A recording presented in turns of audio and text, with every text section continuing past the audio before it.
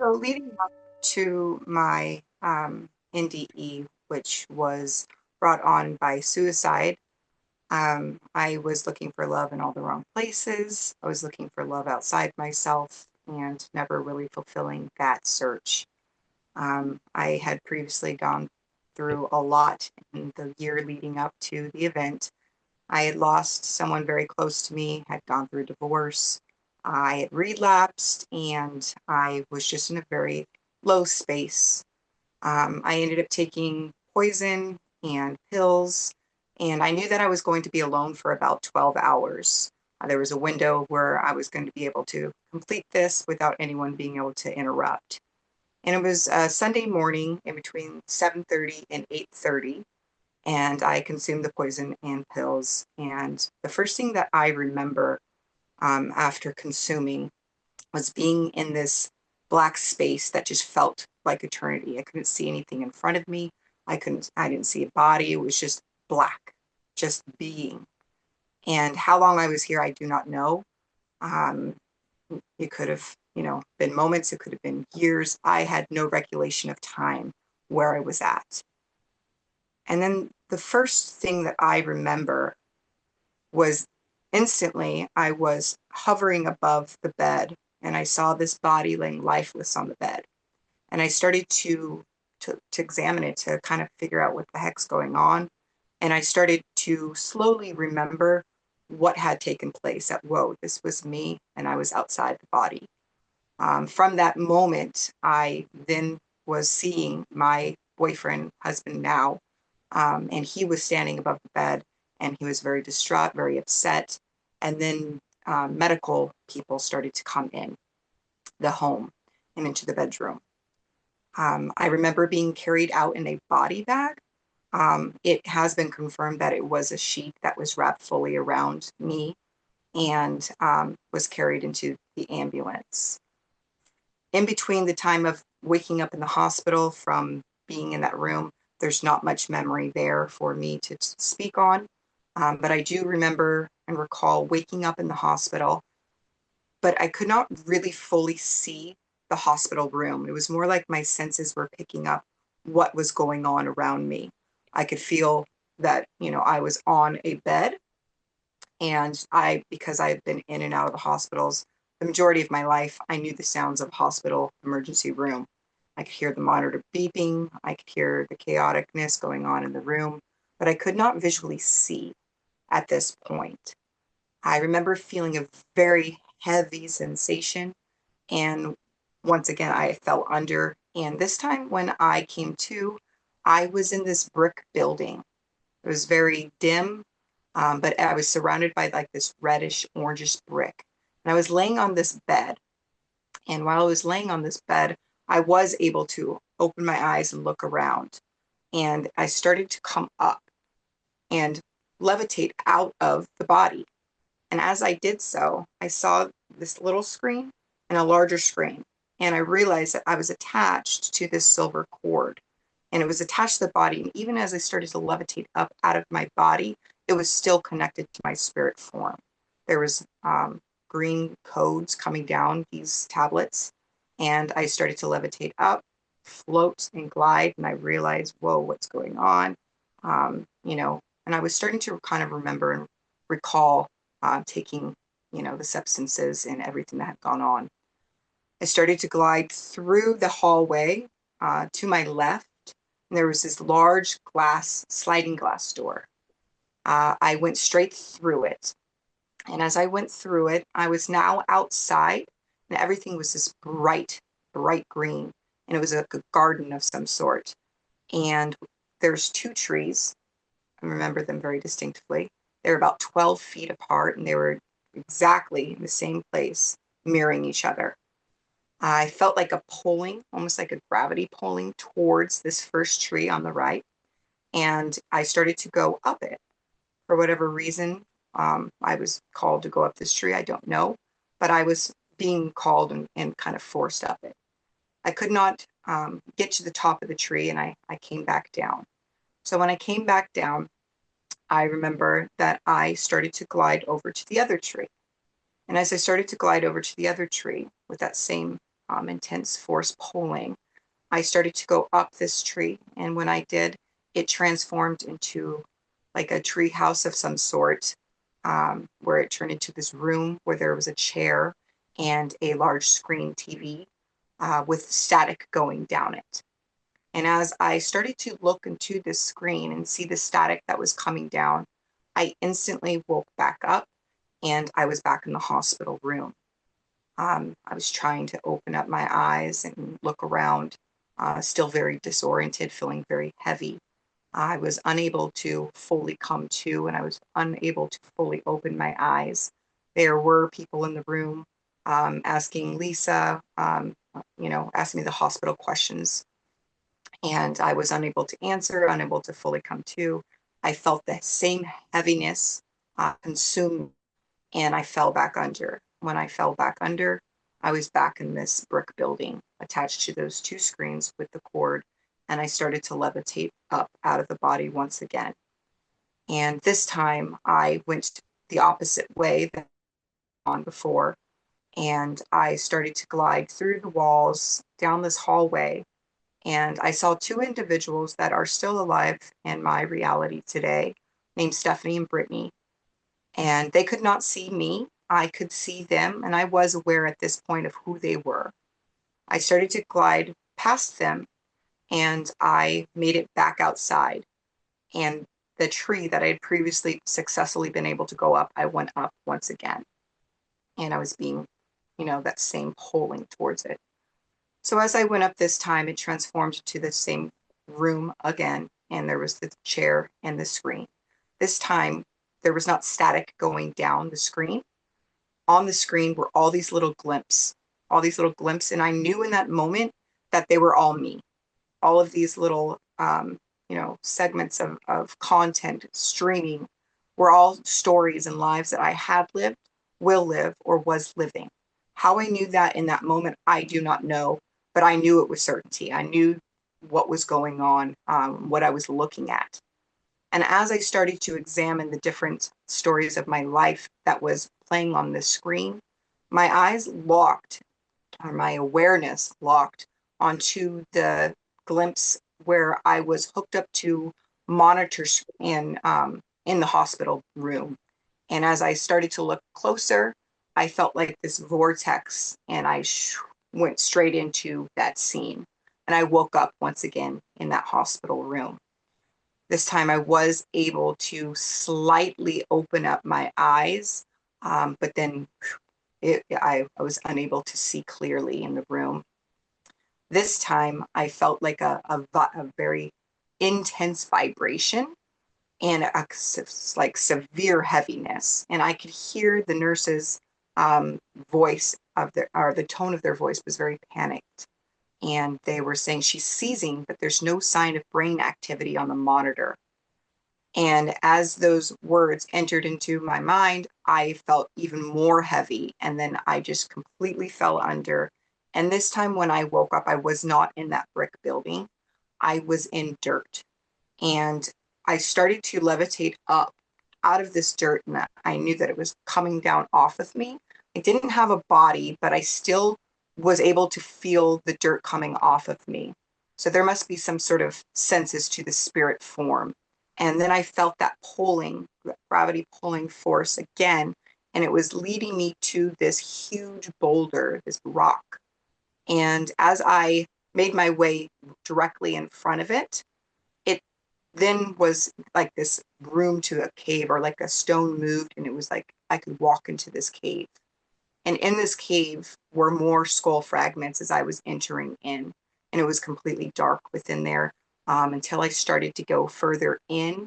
And then I realized that I was in a cave of like either shattered glass or mirrors, because I could see like the reflections of mirrors kind of facing each other. And as I started to go in and I started to look around, I then saw this fiery serpent. And I knew in that moment that there's no one else in here. And I'm in a cave of mirrors. So I knew in that moment that what I was seeing was a reflection of me. And in that moment that I came to that realization, I transformed into like a liquid substance. And it was like this black tar liquid substance. And immediately there was this incubator with a child inside of it, newborn child.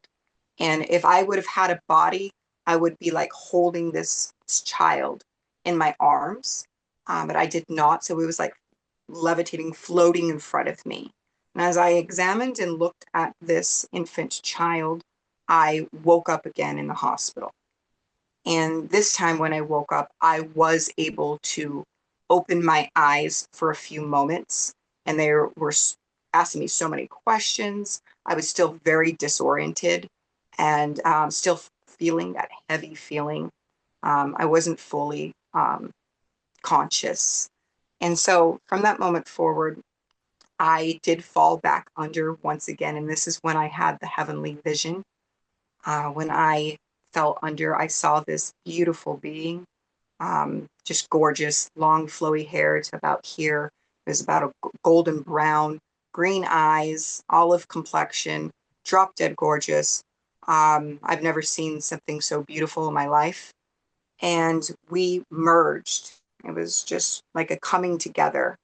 And we shot up out of the room, out of the atmosphere. I could feel the clouds on my face. I could feel the vortex and the light speed in which we were going. And then I could see Earth underneath us as we went even higher into the galaxy, could see the stars and everything around. And we entered and we went into the sun. And when we entered into the sun, I could briefly feel the intense heat upon my senses in that spirit form, of course. And we broke through and we went in. And when we went in, I saw rivers flowing and everything was on a high mountaintop. So the rivers were below and they were gorgeous. Everything was very vibrant. The colors here do it no justice. And everything was made of emerald and ruby and gold and silver and granite. Every beautiful thing, every beautiful color you can imagine, it was there. And we glided and flew up to the very tip top, highest mountain. And there was this building on top, and we went in. And this is the only thing that was truly shown to me while I was in this beautiful place. There was two children sitting side by side, and in front of each child, there were these screens. What was playing on one screen was playing on the other, and vice versa. They were sitting directly side by side. Their eyes were glazed over, and I knew that they were creating their own reality. I knew in that moment, thoughts create your world. And that was when I heard in a very deep toned voice, a man voice. There's no language there, so everything is told telepathically, and you hear it within your own mind. And I heard, "You are a messenger." From that moment forward, I was just embraced with this feeling state of complete joy, happiness, just true love. It consumed me. How long I was in that state, I don't know. It felt like eternity. Felt like that same feeling when I was in that black void space, like forever just going on. And it was amazing. And then I felt a jolt, like almost like a lightning jolt. And I was forced back into that hospital bed and I woke up. And that was my full experience. Okay, wow. Well, let me ask you this. I'm going to start with the in chronological order. I'm going to ask you about that blackness, the first blackness that you experienced. Were you scared at all? How did it feel? I understand there was no time, so you had no idea about how long it's been, a million years or it's been 1 second. But how did you feel? Were you scared? Would you feel comfortable? What was your feeling? So I never felt fear one time during any part of the experience. It's more of a curiosity, questioning, just trying to figure out what was going on. I did have those feelings, but never once was it fear. Now you said that you were seeing some kind of life review, but you mentioned that there was life review of several lives, your past lives. Did you what you said? So yes, past lives, future lives, present lives. But something I would like to add in to that is even though now I am able to recall this experience in a story form where something comes first, something comes second, I can't really, with the human understanding, truly explain this properly, but I will do the best I can. It was like every single thing that I experienced there was all happening at the same time. So even though I was perceiving past, present, future, even in that part of that experience, it was like everything was happening here now, all at the same time. Now coming back into the belief system of time, I'm able to recall and tell it in a sequence, but Yeah, it yeah. was all happening at the same time. It was just so vast, like all of it. And you can understand everything. I mean, out there, you can comprehend everything, even though it's happening all at the same time, all the past lives, the present, the future. You still comprehend everything. Yes, yes. And so it was like, how I'm sure you've heard that we only use a certain part of our our Yeah. our brain. Hmm. It was like I was using all of it. Okay. So even though from the human understanding now it's hard to wrap my mind around what it is I Hmm. experienced to make full understanding of it. But when I was there submerged in this experience, I had full recollection of that everything was all happening here now in this moment. Okay. So you were using 100% of your potential finally.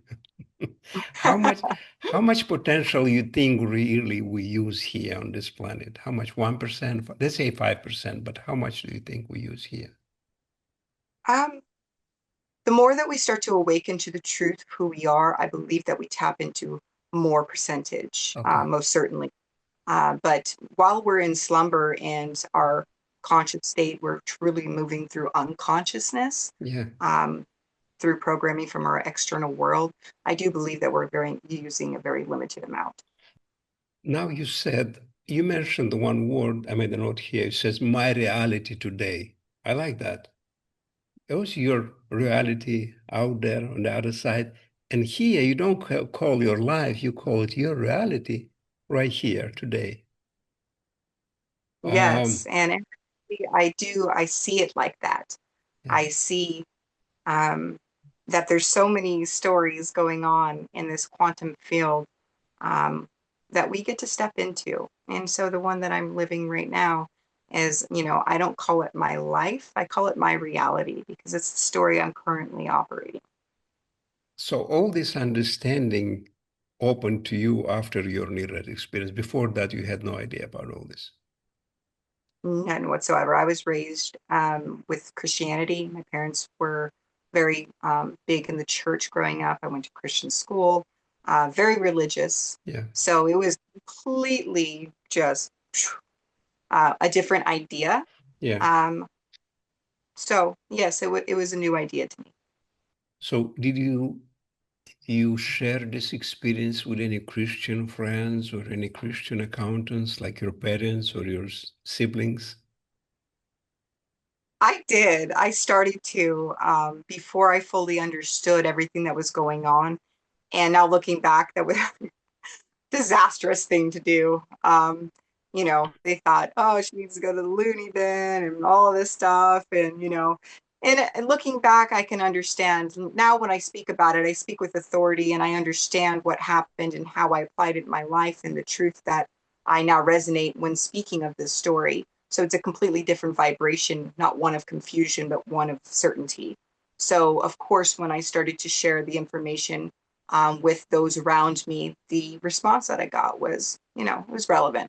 Yeah. So at this point, when you speak with authority about this, do you have any Christian friends and family who really believe you, or they're still skeptical? Um, they do believe that our thoughts are very powerful and that our speech, are the words that leave our lips are powerful. And I do, continue to plant the seeds when the seeds are meant to be planted. I also know when to refrain from speaking. And, I respect the beliefs of the characters within my story as well.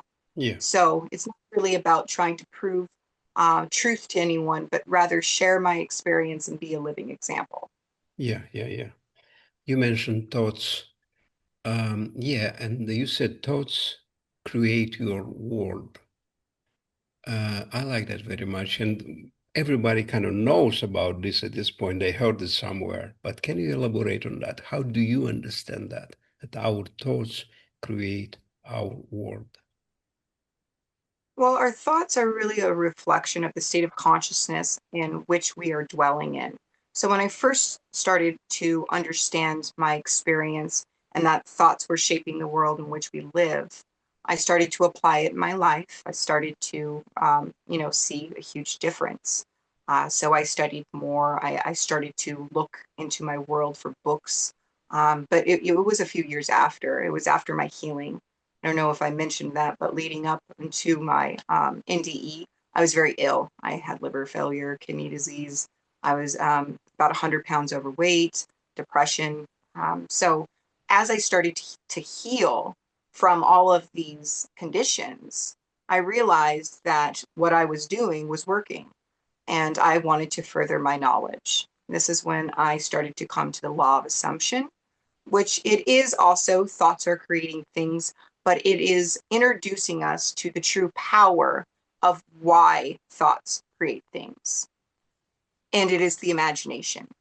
And when we use our imagination to give our five senses an experience within the mind cannot tell the difference between an internal event or an external event. And so when we dwell within the imagination and give ourselves an experience, this experience then becomes part of our history. And as we know, the reality around us, history repeats itself. And so it manifests on the screen of reality.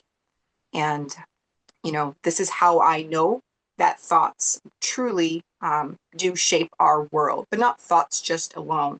It's thoughts that have a sensory experience Yeah. that also involve a feeling state.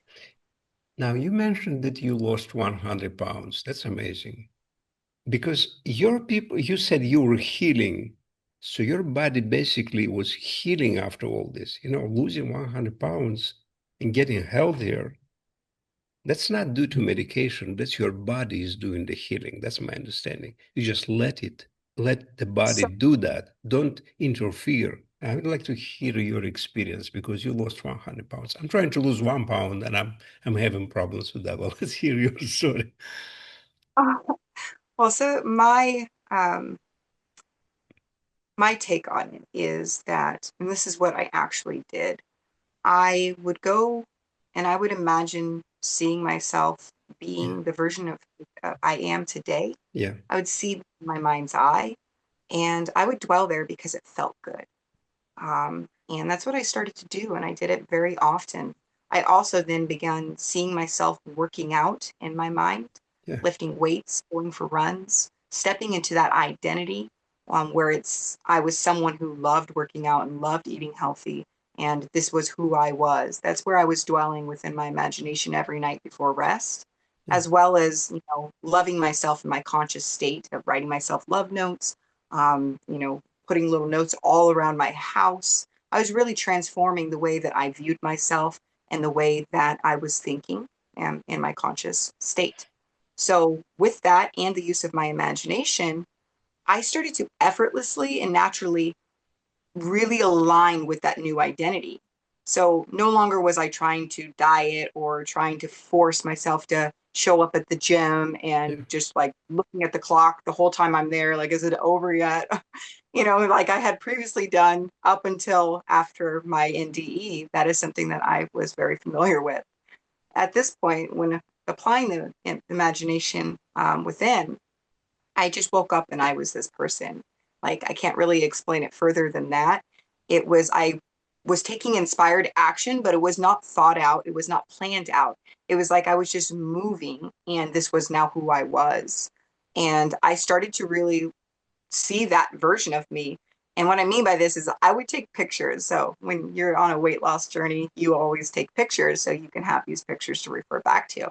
Well, I started to feel so good and so aligned to this new identity that I was taking pictures of myself because I really felt and thought I looked amazing. And as I look back at those pictures, and I'm not judging that version of me, she was beautiful. But the image in which I was seeing in that moment, where I was feeling very trim and slim and very tight, it was not what that that picture was in, as I look back on it. And I'm not judging that, but I am aware that I was in the new identity. So it was really starting to consume even my own viewing of myself. It was that deep embedded, and that comes from the use of the imagination. You really do shift into that new identity in which you fall asleep in. If you imagine yourself to be one way and you fall asleep in that state, you wake up in that state, and then you move and operate from that state. And within a short period of time, you physically embody that state. Okay, so the affirmations, good affirmations, they work. Let's say if you go to sleep and you listen to affirmation, you fall asleep with that, maybe that actually works, yeah? Yes. And so I've tried just about everything. I did self-hypnosis. I listened to other people's hypnosis for weight reduction, Bliss Body by Brian Scott. That was one that I really went to for a while as well. And they were all very powerful, but it really started to kick into gear when I started to use my own Yeah. mind, my imagination, and see myself as that version. That's when it started to really, I started to merge with that version of me and I became her. Well, coming back to the NDE, you mentioned that you saw all these colors that you cannot describe these colors. And you're not the first one because I've done many interviews with near-death experiencers, and they say basically the same thing. They saw such amazing colors, they don't have words to describe them. Like you said, emerald and rubies and so on. So it's like take all the neon colors in the world, okay? Every beautiful neon color, and it's brighter. It's like, it's almost like you feel the color. Okay. I mean, there's really not a human description of it. It's just something that's felt, Yeah. and it appears just, it's like its own magical color. I mean, I don't know how to say it other Yeah. than that, but it's beautiful. I like that. You feel the color. I think this is amazing. Now, when you were floating, you said that you were floating above the trees, between the trees, and all that. Did you comprehend yourself that you are yourself, or you are not, you are completely detached from yourself? Did you feel like you are a different soul and your body is somebody else? How did you feel about all this? Well, it was more like I knew what had happened, that I was outside the body, but I was not really tapped in to the story of the individual's body that I was exiting, if that makes sense. I was not identifying myself in that moment until I started to see the screens.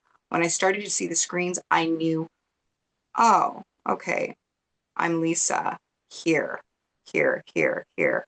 And so I was aware of that. But as I was moving around, my mind was not on the story. It was not on human Eh, story. Did you have this thought in your head that you died? Because it's so strange. We are so attached to the body that we never think that you can think about yourself that you are dead, but you are still alive because you are thinking about yourself that you are dead. You know what I mean? So I guess what I could say to better explain that is I was looking at this body on the bed and I knew that it was my body and the body was dead. That would be a better way to describe it. I did not think I am dead because here I am. Yeah, I'm still feeling, thinking, experiencing, but I'm looking at the body and the body is laying lifeless yeah. because the life is out of the body. So you came back with a mission. You felt like, okay, wow, it just opened for you when you came back from that. You say, oh, this is what I have to do. I have to enlighten people about themselves. So because there is no reason to feel miserable, everybody goes to heaven, right? Yeah. Yes. Yes. 100% yes. And sometimes we end up walking through our hell to get to our heaven, Yeah. and that's okay. And the work that I do is really to remind people that if you stay consistent and you really do the inner work and you really start imagining each night, your life is and will continue to change. But you can't sit down in your own hell and expect things to change.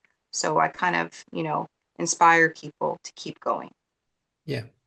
At this point, do you have any fear of that? No, definitely not. 100% no. Okay. But do you look forward to it? Um, I mean, part of me, like for a while, I was like, oh, I just want to go back. I just want this to be over. But now I'm happy wherever I'm at. Yeah. I'm content with wherever I'm at. And when my time is ready and my, purpose is fulfilled, Yeah. then yeah.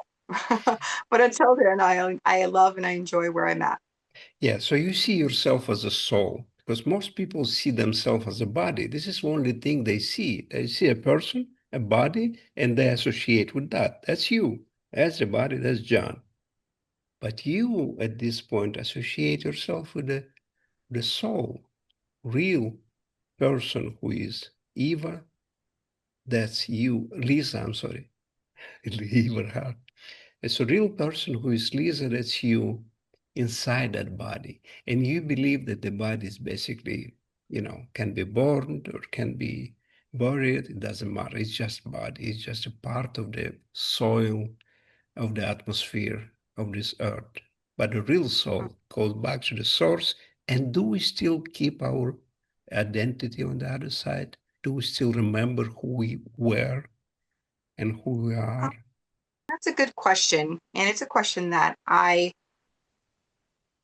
ask myself sometimes too. But there were bodies over there. There were, you know, they looked a little bit different. They were more vibrant, more beautiful, and Yeah. larger.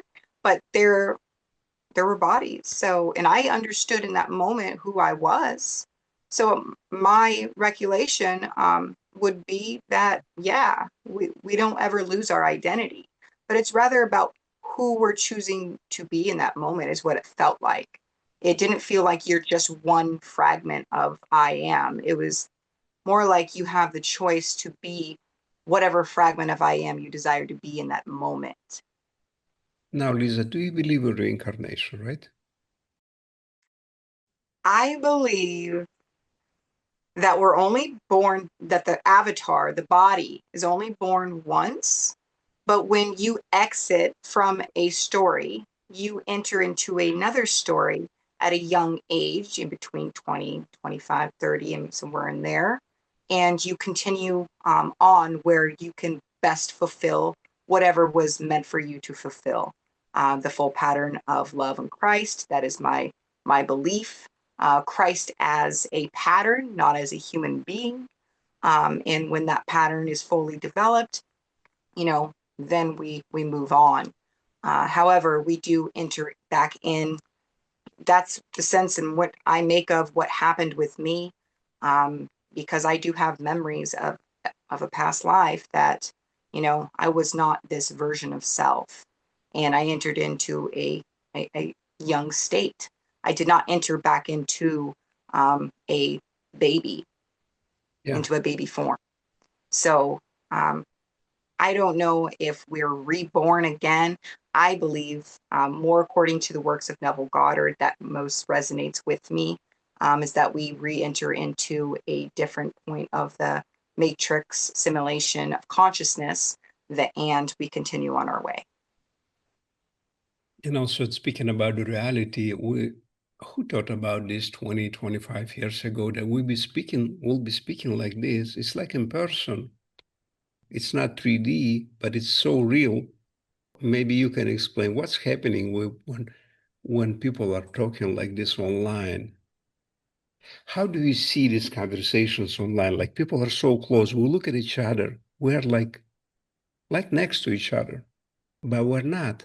Physically, we're apart. We're at 15 hours difference. That's a different part of the world. And we are here. And how do you explain this synergy? What is happening when people are talking like this? So it's another wonderful question. one that I ponder all the time, is because I mean, it's wild to think about, because here we have these two devices, these interpreter devices is how I view a cell phone, Yeah, yeah, yeah, or we are, our faces were being seen, but telepathically, there's an energy yeah, of information streaming going up to this cell phone or internet tower, and then coming down into wherever in the world you are, and your device is interpreting the information that's streaming through, from another part of the world, and it's displaying as an image, it's displaying as sound, and it's displaying as words, that come through your little box, that are, also displaying on my box. So this is something that I think about a lot, just because I saw yeah, the two children sitting side by side, and what was playing on one screen was playing on the other. And so here we are, and what's playing on my screen is playing on your screen, and vice versa. And we are completely worlds apart. And yeah, so I don't know if I can really understand that, but it is a wonderful thing to use our yeah, time thinking about. I start yeah, asking, because yeah. how is that possible? Yeah.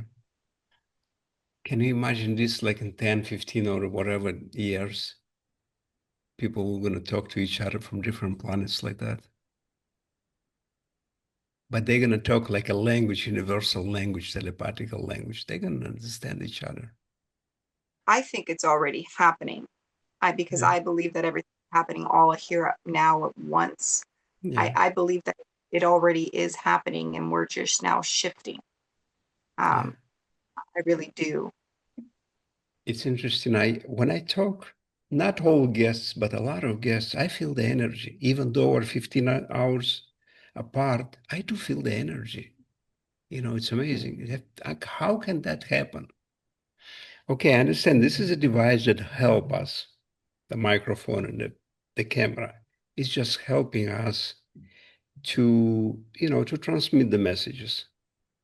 But it doesn't transmit the energy. The energy comes differently. Yeah, It just yeah. transmits the voice and the image, but how the energy comes through. Well, I also, so when I think of a device, a camera, camera phone, laptop, computer, I look at that like a synthetic version of what we are. We're these interpreters, these receiving nodes, and and so now in our physical world, I believe that the cell phone and laptops are a reflection of how we process and how we see the image on the screen around us. We're so good at interpreting information that we don't even know we're doing it. And then we also have this energy field all around us. So what we're feeling here in this session together, or within this interview together, is that energy, Yeah. because it's coming from us, but it is also, I guess what I'm trying to say is that uh, we are, I believe we are the receivers and the interpreters that are doing everything on the screen of reality. Even though it appears that this phone is doing it, I believe that it's us doing it, Yeah. and that the cell phones and the laptops are just part of our story. Yeah. Like you said right now, energy field. Because we imagined, okay, the energy field is just like 3, 4, 5 feet around us. That's all. But it's not true. You see, I don't know, 15 hours ahead, that's thousands and thousands of miles. And still the energy is right there when we connect. Well, I mean, if we come back to the understanding that we're all one, we always feel ourselves. We always can feel what we're feeling. And I guess we could apply that in a sense that, coming back to that understanding that you are me, I am you, are just different fragments of the same source, the same energy, the same consciousness, expressing through a different branch. So when we're feeling that connection, maybe it's more of a feeling it within, not really feeling something outside, but activating, um, it within ourselves. Because regardless, we're here in 3D right now, but we still feel the energy thousands and thousands of miles away. How do we explain that? Because you mentioned we are one, and this is why we connect. We are focused into each other right now. We're not focused into that. We're not focused into thousands, but we're focused into each other, and this is how the energy flows because it's one energy field, and because it's such a straight focus. Talking to one person, you talking to me, and I talking to you. This is why we feel the energy. So, I mean, I see it like in my NDE when I felt the energy, the feeling states, the emotion when I was in that beautiful place, even though I was somewhere and there was beings, I saw a being and I was feeling this feeling from this being in the story of the NDE. It was still coming from within. And when I heard you were a messenger, even though I heard it like it would be an external thing, Yeah, it was something that was still coming from within me. So in that void, in that space where I was at, it was everything all happening at once. Everyone was one. And it was, I can't really even explain it with my human understanding here in this moment, but I know internally what it is. It's just here, we're in the delusion that we are separate. We are telling a story and having an experience, an expression of self, and the belief that we are separate. It does serve us because we get to have these beautiful experiences and love another and, tell these stories and have more than one character. So it does serve us, but we most definitely are one. And I believe that the energy that we exchange is really just an activation of that feeling within. And then the story displays on the screen of reality. And it appears, there's two people having a feeling and an energy exchange. But really, it's the same source energy yeah, in all. yeah. Well, like I said, it's my belief. It's a focused energy because whatever we focus on, we manifest. And at this point, we're just focused into each other. And this is Mhm. why energy flows forth and back and forth, very powerfully. This is my humble opinion. Yeah, Anyway, Lisa, well, let me ask you then. I understand you do a lot of work helping people. Would you like to mention that here, your website or your contact information? yeah. So I am a spiritual mentor, life coach, and I have a website called Lisa Everhart. Well, it's www.lisaeverhart.com. You can also find me on YouTube, Account for Your Ability 22. You can also just type in my name, Lisa Everhart, and it shall pop up. I'm on Facebook. I have many different groups and platforms there as well. I do offer courses, and I can also leave my Calendly link for you to add in the description.